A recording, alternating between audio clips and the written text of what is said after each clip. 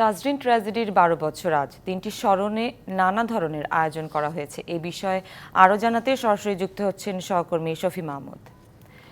শফি, দিবসটি স্মরণে সাভারে কি আয়োজন করা হয়েছে বিস্তারিত জানাবেন। প্রতি বছরই আসলে এই দিনটি ঘিরে এই তাজরিনে যে পুরা ভবনটি রয়েছে, এই ভবনটির সামনেই আমরা দেখতে পাই যে শ্রমিক সংগঠনের বিভিন্ন নেতাকর্মীরা, পাশাপাশি যারা আহত শ্রমিক রয়েছেন এবং নিহত শ্রমিকের কিছু কিছু পরিবার প্রতি বছরই কিন্তু এখানে জড়ো হন। তারা চেষ্টা করেন এখানে এসে তাদের দাবি দাওয়াগুলো তুলে ধরতে এবং এখানে তাদের যে ক্ষত রয়েছে সেই ক্ষত চিহ্নগুলি স্মরণ করে তারা এখানে যারা নিহতের পরিবার রয়েছেন তাদের সাথেও একটি সাক্ষাতের মাধ্যমে তারা এখানে তাদের কর্মসূচিগুলি পালন করে আসেন। এখানে তারা ফুল দিয়ে নিহতদের স্মরণে শ্রদ্ধা নিবেদন করেন।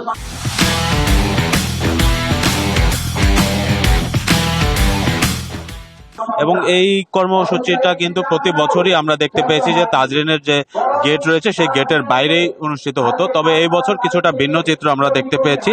সকালে আমরা দেখতে পেয়েছি যে তাজরিনে আহত বিক্ষুব্ধ শ্রমিকরা এই ফটকের গেটের তালা ভেঙে তারা এই ভবনের ভিতরে প্রবেশ করে এবং দেখতে পাচ্ছেন যে এই মুহূর্তে কিন্তু তারা এই পুরা ভবনটির নিচে সবাই জড়ো হয়ে তাদের এই কর্মসূচি পালন করছে। এবং যেটি বলছিলাম যে প্রতি বছরই কিন্তু এই দিবসটি এলে তারা এই ভবনটির সামনে এসে তাদের শ্রদ্ধা নিবেদন করেন এবং তাদের দাবি দাওয়াগুলো তুলে ধরেন। তাদের যে দাবিগুলো রয়েছে সেগুলো হচ্ছে যে এই যে আহত শ্রমিক যারা রয়েছেন তাদের সুচিকিৎসার ব্যবস্থা করা, তাদের পুনর্বাসনের ব্যবস্থা করা। এবং এই দাবি কিন্তু তারা এই গত ১২ বছর ধরে জানিয়ে আসলেও তারা ক্ষোভ প্রকাশ করেছেন যে এখানে তাদের সেই দাবিগুলো গত সরকারের আমলেও পূরণ হয়নি।